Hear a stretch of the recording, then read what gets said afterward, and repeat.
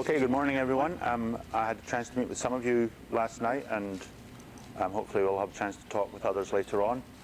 I've been doing this talk or similar for a number of years now, but so I'll try and keep it nicely paced. I am a PhD researcher and now teacher and not a clinician, and so a lot of this material was actually provided, the material in this talk was provided by Elizabeth Sweeney, who is a consultant clinical geneticist in England, and a lot of the information comes from a study she did as part of her research program about 10 years ago. And she has been at this meeting in the past and spoken, but she's unable to come this year. So I'll be doing this initial talk for her. So Liz is from Liverpool down there with the Beatles and all those people. The Beatles, yes. And I'm originally from away up here. I subsequently moved to Baltimore and just up the road, and that's where I was first interested in NPS, first came across it, and where we did research there for a number of years. And then laterally I moved to a little place called St. Martin, which is almost too small to show on the map. So it's about 150 miles east of Puerto Rico, and I teach at a med school there, which is down here. This is the smallest landmass in the world that is separated into two countries. The whole island is 36 square miles, and it somehow accommodates well over 80,000 people. I don't know where they all live, but they find their way in there somewhere. That's what my weekend office looks like. Real torture having to work there. Well, yeah, it is. It's tough. It's tough. Of course, I have to pay to work. I don't get paid to work. Okay, so back to why I'm really here. So, Nail Patella Syndrome. The incidence is classically reported at 1 in 50,000. A number of us, when we were writing review articles a couple of years ago, thought, okay, what's the real basis for this? And no one can actually find it. I don't think that is an overestimate. It might be an underestimate, but we don't really have any good figures on it. Just comparing how often you hear about it compared to other disorders like Marfan syndrome and things that you might have heard about, then I think a figure of something like 1 in 30,000 might be appropriate. So everyone calls it NPS for short. It has been known as onycho-osteodysplasia. Onycho means nails, osteo means bone. Hood is just hereditary onycho-osteodysplasia. One report from the middle of the last century by Dr. Fong attracted some attention, so it was called Fong disease for a while. And unfortunately, a Dr. Turner also wrote up a case about 80 years ago, and people called it Turner syndrome, which is unfortunate because there's another disease called Turner syndrome that's completely different and a lot more common, and you wouldn't want to be mixed up with that, especially if you're a guy, because Turner syndrome only affects girls. So there's various clinical features that I'm sure most of you are aware of, how it affects your nails, your kneecaps, elbows, various other joints. You've heard about these iliac horns, affects the kidneys, the eyes, and we now know that there's involvement in the brain and the nervous system as well. Not to the extent that Joanne mentioned, where somebody said, oh, it causes mental retardation and so forth. That's what happens when people write up one case and it just becomes the standard. But we'll talk about various bits of that as we go through this. So the percentages here of the different features all comes from Elizabeth's study about 10 years ago. And it's the number she found, and it could, in another study, it might come up a few percentage points higher or lower, but just to give you an idea that obviously here, just about everybody with Nail Patella syndrome has some changes with their nails. The abnormalities in the nails can be detected at birth, usually because nails are small, absent, they can be ridged, split, discolored, or spoon-shaped. The thumb is always the most severely affected nail, and it'll get milder as you go across the hand. So in many people, the little finger and the ring finger nails may be almost normal. Fingernails are usually more affected than toenails. and the ulnar side, the inside of the thumbnail, is usually more severely affected. So we've got some pictures, so you can see fairly classically there. I'm sure you recognize this. And as we go across the hand, from the forefinger to the little finger, the signs get milder. Another feature to note here is how smooth it can be over here. You don't often see distinct ridges over the distal joint on the fingers there, and I'm not sure if it's good enough in this light, but here the luneal, that's the in me, it's that little half moon area at the base of the nail. Those of you with Nail Patella Syndrome, it may often become more triangular. So these are all very characteristic signs that do diagnose fairly, non-invasively, very straightforward Nail Patella Syndrome. Almost everybody with Nail Patella Syndrome has these nail findings. And obviously, as you've met each other, you'll see that some of you nail changes are more severe than others, but you all have something in this spectrum. So again, showing there, this one shows good triangular luneals there, and that one there as well. Toenails involved in about 2/3 of cases.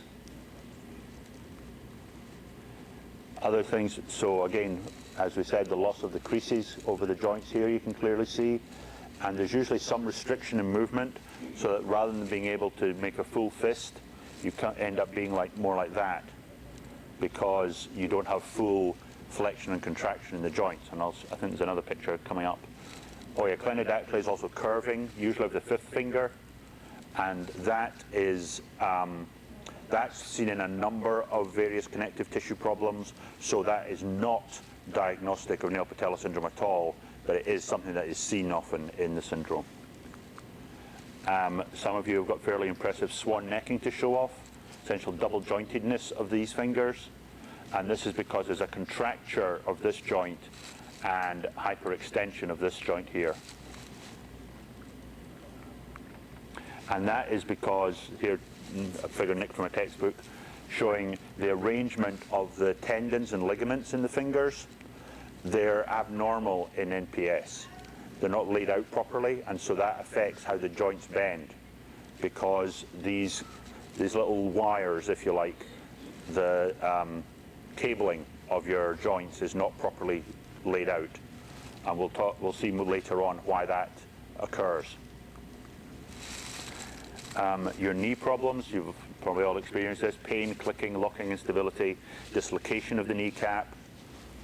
Often repeated dislocations can happen to you just walking along the street, or maybe more often going downstairs.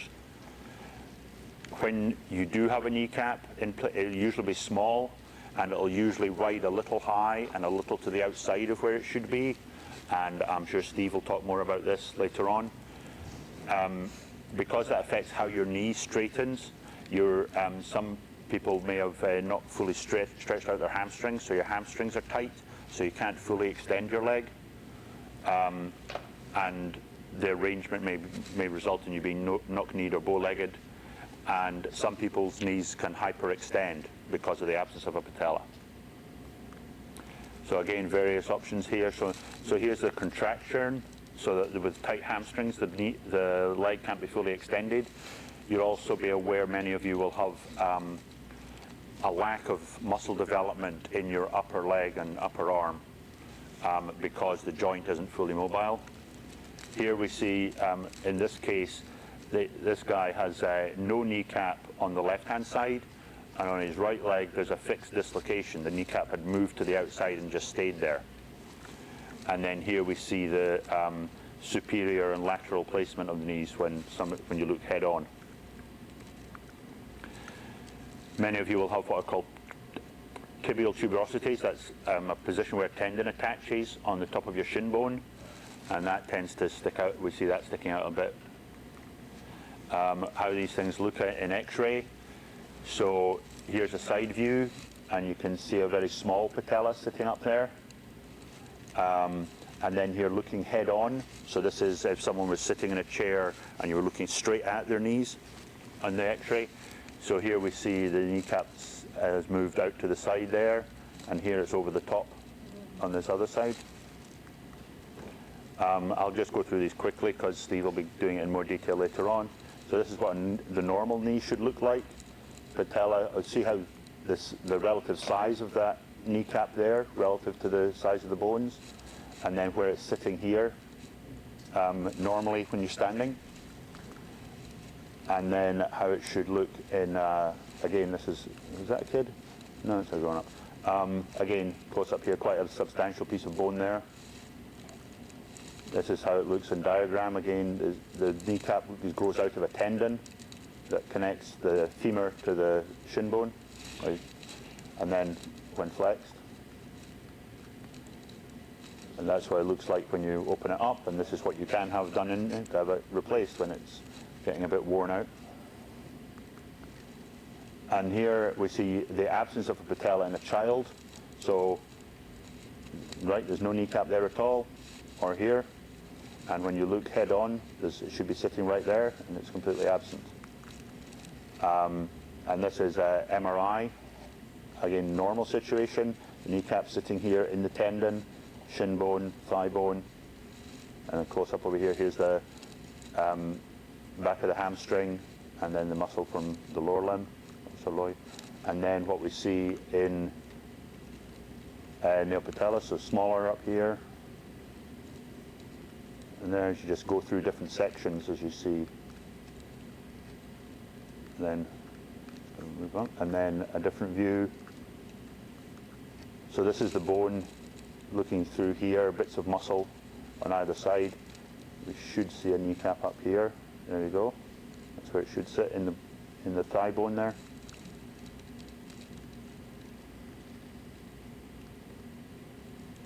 These MRIs came from Jeff Powers, who organized the Pittsburgh conference about 11 years ago. So this is what it should look like. There we go.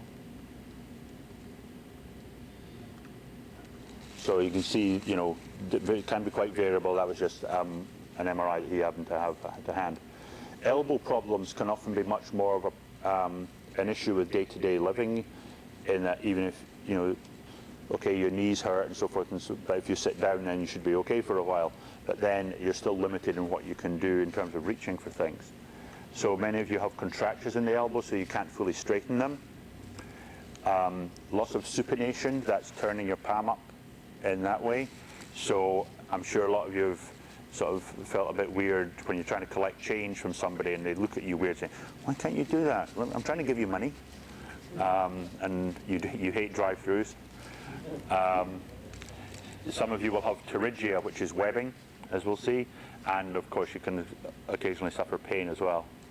So these are pictures that Liz took when she was doing her study in England a number of years ago. Again, you see the bit of webbing here, and again the lack of muscle development in the upper arm. And this is Stephen Dobbins, Carol's kid, and he was obviously getting very upset having to pose for pictures in his young life, but no one upsets anymore because he became an age group Taekwondo champion later on. So, but you can see again that's full extension for him. So it can be quite restrictive. And how things look on X-ray. So this is the radial head.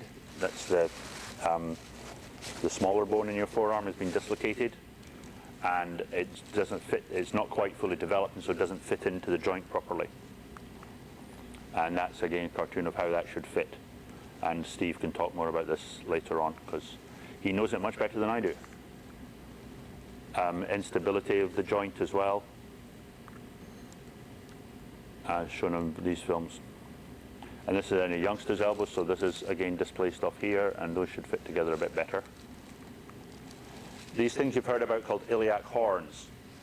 So they're bony, cone-shaped projections from the back of the iliac, the iliac bones. That's the big bone in your pelvis. In about a third of patients, they can actually be felt. They're usually present bilaterally, you have one on either side. They're completely asymptomatic. One person did tell me that if they sat cross-legged, then one of their ligaments got caught on it, and they had to like hyperextend their hip in order to disengage it. But in most cases, they're not a problem. They will be, if present, they'll be present from birth. and they are only ever seen in Nail Patella Syndrome. They have never been seen in any other clinical condition, and they've never been seen in any other animal. And as I said, palpable. Liz found them palpable in about a third of patients. When people have had x-rays done, they'll be seen in, we think they're seen in about 2/3, but some people have a little more padding, and so you can't palpate them in all of them. And here, this is a fairly impressive set here. So that's one there, and the other one over there. And here in a younger child, there's one here and one there. Number of you might have suffered with club foot as children. So in Lizzie's study, she found about 20% had club foot. More often bilateral than unilateral, and so you can see a typical presentation there. Again, this is another example of something that's not specific to Nail Patella Syndrome, but is frequently seen in the syndrome, as we can see, and again should be treated the way it would be for any other occurrence, with immediate casting in the first day or so of life, and physiotherapy can, if done properly, mean there's no need for surgery. But if it's not done correctly early, then surgery will be required later, and the outcomes will probably not be as good. It is certainly much more common than NPS, about 1 in 1,000, as opposed to 1 in however many tens of thousands for Nail Patella Syndrome. It's usually seen as an isolated defect, obviously. Physiotherapy or surgical correction is usually very successful. So here's a couple of relatively famous people who had clubfoot as kids and were able to go on to, yeah. And that's Christy Yamaguchi. So Olympic ice skater and NFL footballer had clubfoot as kids. Many of you also will have flat feet, Pes Planus. Again, this is the arrangement of the tendons and ligaments affecting how everything is in your foot. Many people find that they end up walking on their toes a lot. This is because the Achilles tendon in your ankle is tight, and so it's very difficult to put your foot flat down, so you tend to walk on your toes. Even in the absence of obvious foot abnormalities like a club foot or flat feet, the children will tend to walk a little bit later than their peers, and again, probably because of the joint instability, will tend to be a little more clumsy and fall rather a lot. Back problems. In her study, Elizabeth found that more than half of the people she spoke to had back pain, and it is for those who were disabled, registered as disabled under the British system, the leading cause of disability was chronic back pain. It wasn't their knees, it wasn't their elbows, it was their back. Many had a lumbar lordosis, which is leaning forward, and 7% had scoliosis, as we see here, and I know, speaking with some of you last night, you have that. These spinal problems have various things. Spondylolisthesis, I don't know, have I got a figure of that? Yes. Is misalignment of the vertebrae. So this is looking at the spine from the side, and here we see vertebrae L4 has slid forward relative to 5. So this, and because your spinal cord is coming down here, that's going to cause irritation on the cord, and that causes pain and various other consequences. Spondylolysis is just fraction of the brain, weakness of the spine. Some people require fusion, or fusion occurs naturally because of the alignment of the bones. Spina bifida occulta is where the back of the cord has not closed properly during development, but the skin over it is closed. So occulta means hidden. And whether that is really part of the syndrome or not is difficult to say,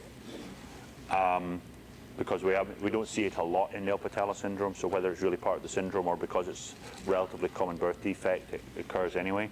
And in the spine, as in all your other joints, you'll have early degenerative changes. So maybe you would expect to see some signs of arthritis in people in their 50s and 60s. In NPS, you'll see significant changes on X-ray in people as young as 20 because of the misalignment of the bones that they start rubbing on each other. Can have some problems with the chest wall as well. So this is a pectus excavata, means a cave chest. And sometimes it's carinatum, which is a pigeon chest. Other changes to body shape, we've already talked about the lack of muscle development, usually in the upper arm and the upper leg. And there's often quite a characteristic hairline. You maybe saw it in Stephen's picture earlier. And here as well, often what's called a widow's peak hairline, a very high forehead and change in the hairline there. Not of huge clinical significance, but might matter sometimes. Joint laxity, again, because these muscles and tendons aren't quite lined up in the normal way. So you'll see it a lot in children, and then and very often any child who's double jointed or seems double jointed is very flexible as a child, will stiffen up as they get older, and because the joints have been overly stressed. We've seen what you can do with your fingers. Some people can dislocate their hips out of joint and show how flexible they are. Many of you have had trouble with your teeth. Very weak or crumbling. It seems the enamel is very thin. A number of dentist kids have been put through college on the back of an NPSer's teeth. Many of you have crowned or lost a number of teeth. I would think that's possibly an underestimate there, 23%, but we can sort that out later on. But you can see obviously certain problems occurring there. In kidney involvement, I'm not going to spend a lot of time on this because Kevin will go through the details. And this is just the numbers from Lizzie's study. It can occur at any age. Usually the first sign will be that you're passing protein in your urine. And Kevin will go through the details of how this, of what we've learned more recently. So those are rough percentages, and Kevin will do the details. Related to this, Elizabeth found that there was significant amount of preeclampsia in the women in the population she studied, with nearly a third who had been pregnant having had preeclampsia. That's increased blood pressure in pregnancy, and it has to be very carefully monitored or managed, otherwise baby and or mum can both die from it. And it may be secondary to the kidney disease. In fact, it's most likely secondary to kidney problems. Some women with Nail Patella Syndrome only have kidney symptoms when pregnant, or never had symptoms before becoming pregnant, but then the stress that was put on the kidneys during pregnancy resulted in problems later on. And Steve will talk about this later on, the incidence of glaucoma, which is roughly 10 times the incidence in the population, so much more common in Nail Patella Syndrome than regular. There's a feature called Lester's sign, which you can see here. This is Julianne's eye. She has such a beautiful Lester's sign. And it's this, it's called a cauliflower appearance to the iris. You can see there. So many of you, if you stare deeply into each other's eyes, you might notice that. Completely is clinically insignificant. It's just a abnormal or change in pigmentation. It doesn't affect ocular function at all. A number of people, you've had trouble with bowel issues, constipation or irritable bowel syndrome in roughly 30% or so. This is not that high of number compared to the population in general, but when you have it, it's probably worse. I think, for reasons we'll talk about later on when I talk about how the gene that's mutated or changed in people with Nail Patella Syndrome, how it normally works, I believe this is related to many of you feeling symptoms of fibromyalgia. And irritable bowel syndrome is usually part of fibromyalgia, and I think that is due to a problem with making enough of what our neurotransmitter, one of those little molecules that signals in between nerves.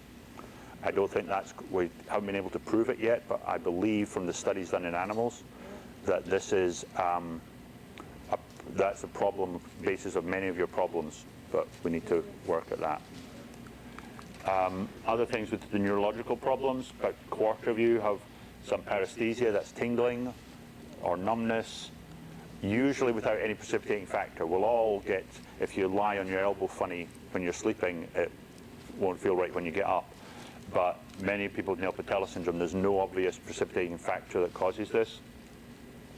Usually towards the ends of your arms and legs, and especially and obviously in the hands and feet. And it doesn't follow a specific nerve distribution, so it's not a problem with an individual nerve. It's more to do with the way the signals are being transmitted.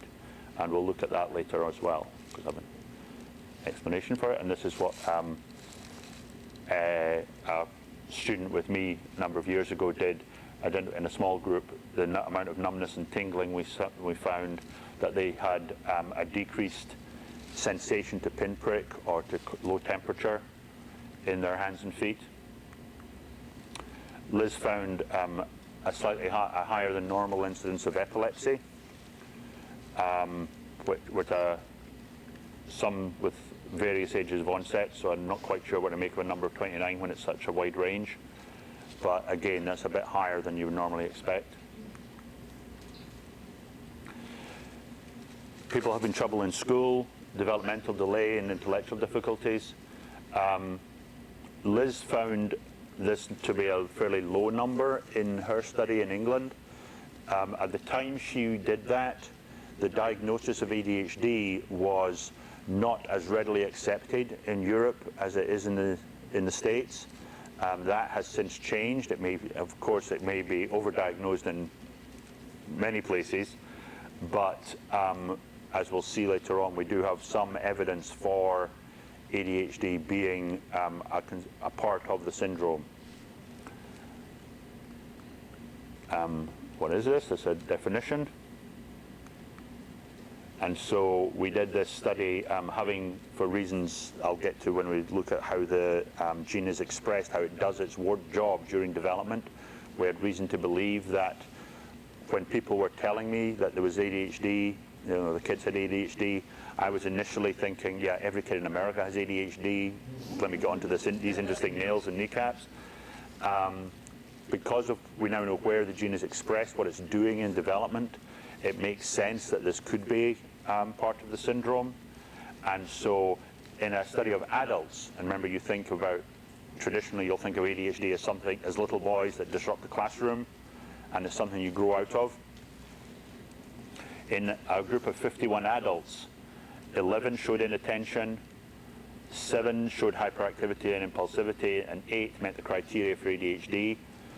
So it's 8 out of 50, so was that 16% or so? As opposed to various population prevalences given of less than 7%. So it's at least double the incidence in the general population. And also of interest, the ratio of male to female is about 1 to 1, whereas it's generally regarded as 4 to 1 in the general population. So it's not quite the same as in the general population, but it does respond to the same treatment. In this same group, nearly 40% reached the threshold for depression, compared to a population frequency of 5%. This was not correlated with their reported pain, so it wasn't people being depressed because of the pain they were in. It actually seems to be part of the syndrome. There was a correlation between their tendency towards ADHD and whether they were a tendency towards depression, and that fits with what we know about depression in general. That ADHD and depression tend to go together, anxiety and depression tend to go together. So that's something we did relatively more recently. Vasomotor problems, this is to do with the circulation, and many people, over half, have poor peripheral circulation, where the hands and feet always feel cold. A finding called Raynaud's phenomenon, That's where the tips of your fingers, you usually see it in, will change color with temperature, and so they'll go from pink to white to blue and back again. So the clinical recommendations after diagnosis of NPS is annual screening of kidney function from the point of diagnosis. It can appear in very young children, so it should be monitored. Glaucoma screening, Sam will talk about this in a little bit, but measurement of intraocular pressures and visual fields and examination of the optic discs. I'm not sure what his recommendation is on age, but we always used to say as soon as the child's old enough to be compliant. Steve will talk about the importance of MRI prior to joint surgery. It's not a very good idea for the surgeon to open up a joint and find that nerves or muscles or tendons aren't where he expected them to be, because you don't really want them rummaging around trying to find them. If you do an MRI you'll know what to expect. And referral to clinical genetics, because most clinical geneticists know most of this stuff, and if they don't, they know where to find more information. So they can also talk you through what it means for your family as well, and we'll talk about that. So that links us into genetics, which is how I got into all this stuff in the first place, because that's what I do. Thank you for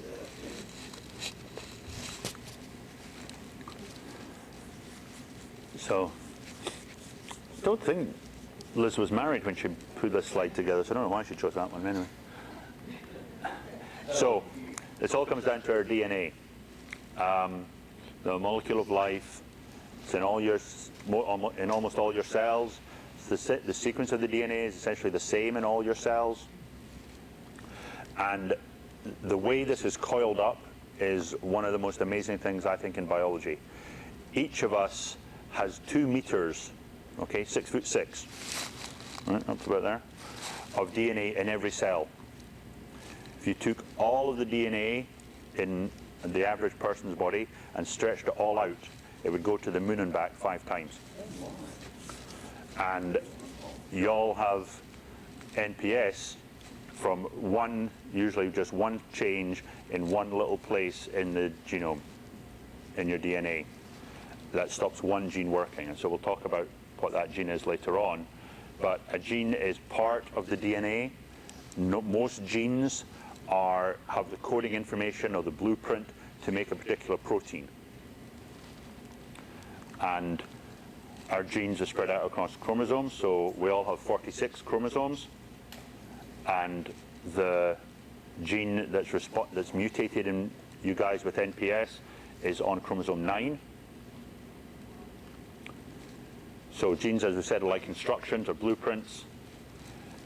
So proteins are required they're either the structure of the body, so the collagen that goes to make cartilage and is the framework for your bones, or the enzymes with which you digest your food, all the structural components of all the cells. Those are all proteins. They're all encoded by genes. And then there are other genes that are like switches for when to make another protein or not. And those are called transcription factors. And the gene mutated in Nail Patella Syndrome, or LMX1B as we call it, just to give it a really sexy name, is one of these transcription factors.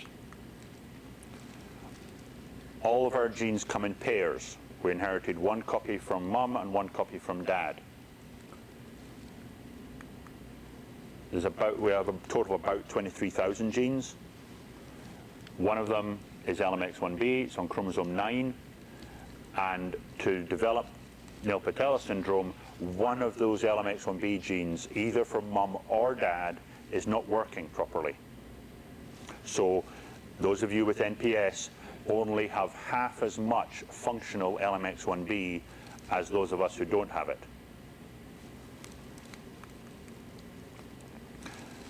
Everybody has about 5 different genes that don't work properly. Most of the time that doesn't matter, because with the gene from your let's say you got it from the dodgy gene from your dad, the one you got from your mum is working okay, and so it doesn't make a difference. Usually having one of the two genes is enough to get by on. There's a lot of redundancy in the system, but sometimes it's not. And with LMX1B, you need to have the normal 2 copies working in order for development to proceed normally and not have Nail Patella syndrome. So those of you with NPS, it's because you've got one of those LMX1B genes is not working. And Gina made me do it. So when genes go wrong, it's a change in the sequence of the DNA. So one of those letters, A or C or G or T, at a particular place has been changed to something else. That stops the protein from doing what it's meant to do. And changes in DNA sequence do occur all the time. We differ from each other at about 1 base in 1,000. So there's 3,000 million bases in the human genome, and we differ from each other at about 1 in 1,000 of those bases. So we differ from each other at 3 million places. And that's just so that's why we don't all look the same. Okay? Because we're, very random people, and that's why everyone looks a little bit different, because of all those differences in DNA. Most of those differences in sequence are not affecting how proteins are made, because the bits of the DNA that code for protein is a tiny percentage of the whole genome. So most of the variation is not making you sick or healthy or hyper intelligent or athletic or anything else. But every now and again, one of those changes stops a protein from working properly, and that causes a problem. So everyone with NPS has kind of the spelling mistake in LMX1B. These changes are occurring all the time in a population sense. And mutations occur in us, in each of us, all throughout our lives. Unfortunately, probably a third of us know somebody who has had cancer. Cancer is the result of changes in DNA sequence during life. It's an accumulation of mutations so that eventually the cells just get out of control. They break through the control of growth. And so it's an accumulation of mutations what causes cancer. Mutations are occurring all the time. Sometimes, if one of those mutations lands in the LMX1B gene, then when that mutation occurs in the development of a sperm or an egg, then the child resulting from that sperm or egg could get Nail Patella syndrome, even though neither parent had it. So these are called sporadic cases, and we see these in all disorders that have the same pattern of inheritance as NPS, which is called autosomal dominant. If you do have NPS, as we're going to see on the next slide, coming up, there's a 50% chance of passing it to each child that you have, because we all have 2 copies of LMX1B.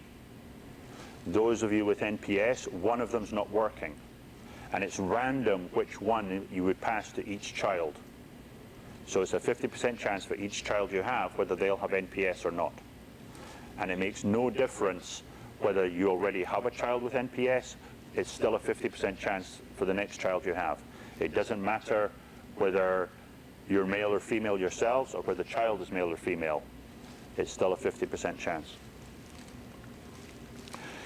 In a family where there's a number of people with NPS, they're all going to have the same spelling mistake causing it, because it's been inherited right through the family. Just like some people in your family might have brown eyes and some people might have blue eyes. The same spelling mistake causing NPS has tracked down through the family. If 2 of you sitting next to each other who aren't related but both have NPS are almost certainly going to have different changes in the sequence. It doesn't really matter what has been done to LMX1B to stop it working. What matters is that one copy is not working properly.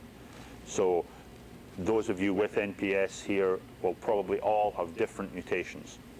Some of you, from the research we did before, will know what your mutation is, and some of you might have similar changes, but most of you will not. So the change protein doesn't work properly. These are called missense mutations. So that's changed, one of the amino acids in the protein is changed, and so it doesn't work properly. or you can have a situation so the protein's not made from one copy. And those are the names of those types of mutations. It doesn't matter which of these you have in LMX1B, it's still the same Nail Patella syndrome. So the variation that you see between each other, or even within amongst the NPS people in your family, it's not the individual spelling mistake that determines how mild or severe the disease will be for you or your family members. It's just saying you're going to get NPS. It's a whole bunch, some of those other differences between us spread around the rest of the genome is what's responsible for how mild or how severe NPS is in your case. So I'll just go back and now go over this inheritance issue again. NPS has what's called autosomal dominant inheritance. So when one parent has NPS, then they can either pass the mutation to a child or pass the functional copy to a child. So it's a 50-50 chance whether each of their children will have NPS or not. And it doesn't matter whether the NPS parent is mum or dad, and it doesn't matter whether it's going to a boy or a girl. It's still a 50-50 chance. Can I ask you a question? Sure. What if both parents have the gene? Okay. Not are directly affected, but have the gene because they're related to somebody in the past. Okay. That's the case. If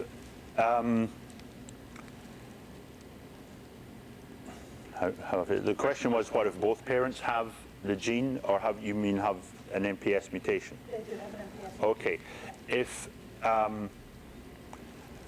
both parents have an NPS mutation, then there would be a 25% chance that any child would get the mutation from each parent, because it's a half chance from one parent and it would be a half chance from the other. Okay? So it's like if you flip two coins simultaneously, there's Would it be more of a chance, I would think? no. There are two independent possibilities, so it's just like flipping coins. Okay. So you could get two heads or two tails, or one could be head and one tail, or one tail and one head. Okay? It's a 1 to 2 to 1 ratio. There are I'm not aware of any reports of anybody having inherited the mutation from each parent. I would suspect, based on the studies of of the gene's role in animal development, that it would not, if they were born alive, they would not live very long, because of the role the gene plays in various aspects of development. Because of the relative rarity of the syndrome, it's highly unlikely that two people who both have NPS are going to have kids. I mean, you may know of it, but I know that, yeah.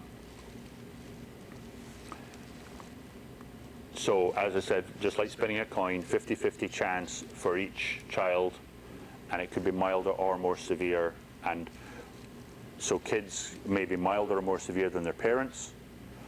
Brother and sister who both got the same gene from one of their parents, one could be milder or more severe than the other.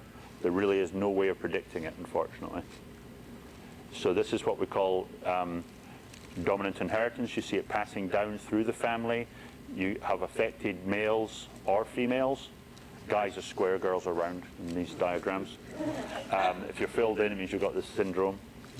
It does not skip generations. If you have NPS and you know your granddad did, but you don't see it in your mum, then you just haven't looked hard enough. You've missed something, because it does not skip generations. And it does not get worse from one generation to the next. If you think it's getting worse, it's just part of the variation of some people being more severely affected than others, or because once you know to look for it, you're starting to see all sorts of signs. It does not get worse from one generation to the next.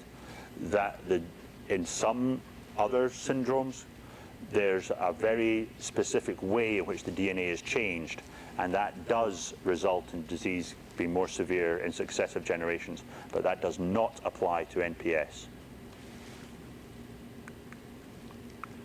Oh yeah, one knows that if you don't inherit it, so here's a guy who had it, he passed it to his son but didn't give it to his daughters, neither of them will have kids with NPS. No?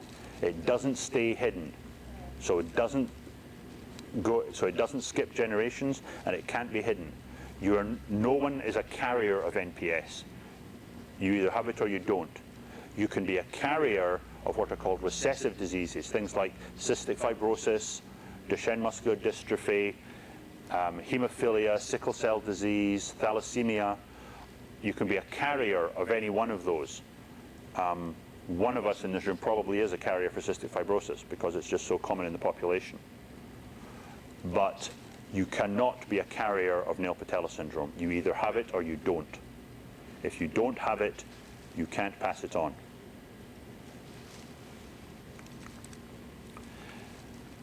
For those of you who have NPS and neither of your parents does, then they have to start somewhere. As I said, mutations are occurring all the time, and that's why how cancer develops, and it's a succession of different mutations in one individual.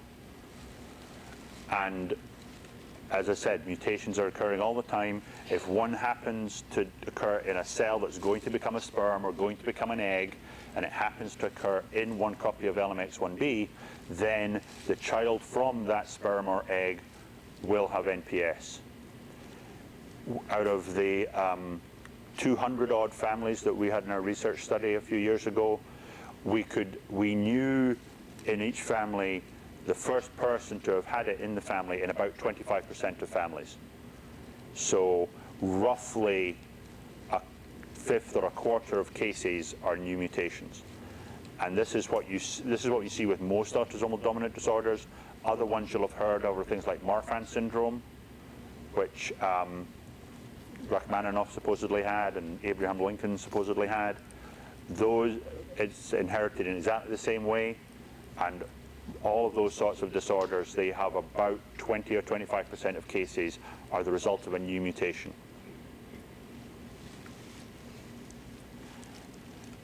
So it does mean that when there is a child with NPS and neither parent has it, it is highly unlikely that any further child will have, that couple will have NPS, because that was one just chance in a million mutation. Once it's occurred, then the person with NPS will pass it on to half their children. But if it was a new mutation, then that will be the only NPS child that couple has. So we're asked sometimes about prenatal diagnosis for this. People who've grown up with NPS and found it very difficult may decide that they don't want their children to have it. And just like any other genetic disorder, when the gene is known, it's possible to do prenatal testing. And this is shown how it can be done by coronary villus sampling at about 11 weeks of gestation. So this can tell whether the baby has inherited the gene or not, but it does not tell how severe it's going to be. It can't say whether the baby will have kidney disease or not. It just says whether you're going to have Nail Patella Syndrome or not. And some people may choose that this is not something they want their child to have and may choose to terminate a pregnancy. Other people just want to have that information early on. One thing we're often asked about is what's called pre-implantation genetic diagnosis. So this is testing the embryos very shortly after fertilization. It has to be done in conjunction with IVF, in vitro fertilization, so test tube baby technology. I have heard of a couple arranging to have this done in Australia. They had to fly to Australia to get it done. It is never standard of care, so insurance will never pay for it. IVF costs about $10,000, and the genetic testing on top of that will probably cost about another $10,000. The places that offer to do it, you have to do a lot of research, because some of them are just looking to take the money, and their track record of accuracy is not great. So when this is done, the labs that do it properly, they obviously have to recover the costs that it takes to set this up, so they only do it for diseases that are common enough for them to be able to make a return on their investment. So you'll get it done for cystic fibrosis and thalassemias and so forth, but there aren't going to be any reputable labs that are currently set up to do it for Nail Patella Syndrome. So thanks to all the patients that allowed this study to take place. When Liz did her research, it was funded by the Birth Defects Foundation and one or two others. Those are the people that advised her.